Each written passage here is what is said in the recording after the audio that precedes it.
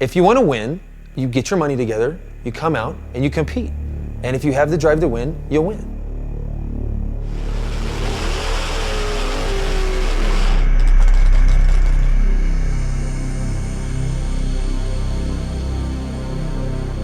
This is my story.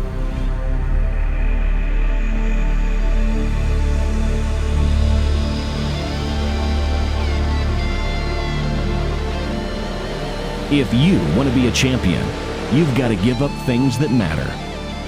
Winning must dominate your life. A championship doesn't earn friendship. Most racers don't have what it takes to be a champion.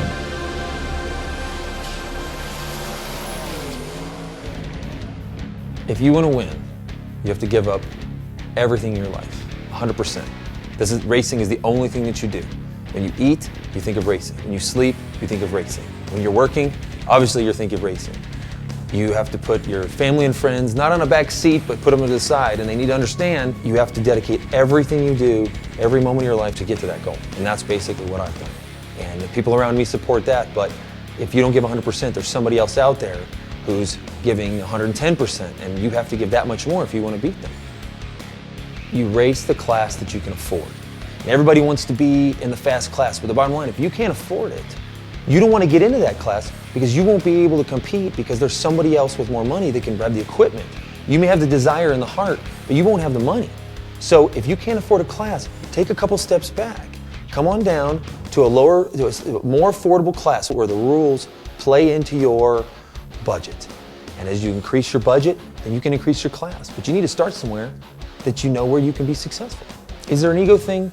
I would say that comes over time. I think when everyone initially starts, not being naive, but just being happy with being at the track, having family and friends there.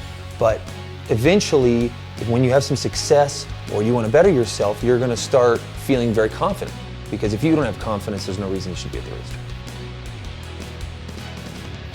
Never try anything for the first time on race day. You want to try it and test it. If you try it on race day, it will come back to bite you. There's someone else that's at the track that has tested before you got there, and he or she is ready, and they will put you on the trailer. You need to have a good crew.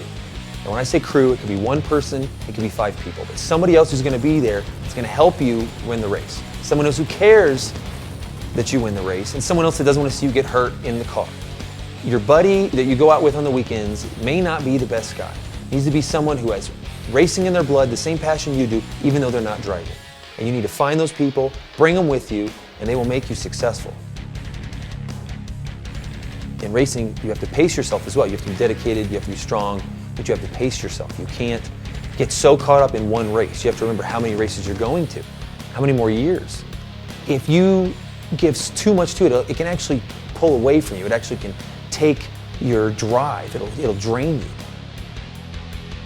If you can't handle the pressure, the week in, week out effort that it takes to do this, you should just go home. Just don't do it. It may not fit you. But championship drag racing and competing against other people that have the same, what I'll call sickness as we have, you need to really evaluate if this is what you want to do. And if you don't, if you have a family, married with children, it can destroy it very quickly. And there's a lot of racers that have left because of that. And so you need to take that into perspective and say, what are you willing to sacrifice to get this done?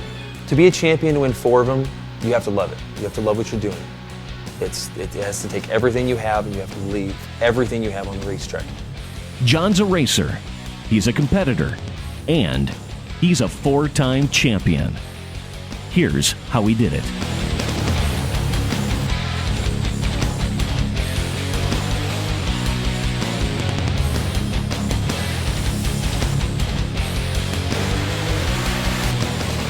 What are you waiting for? Come get some. Do work, son.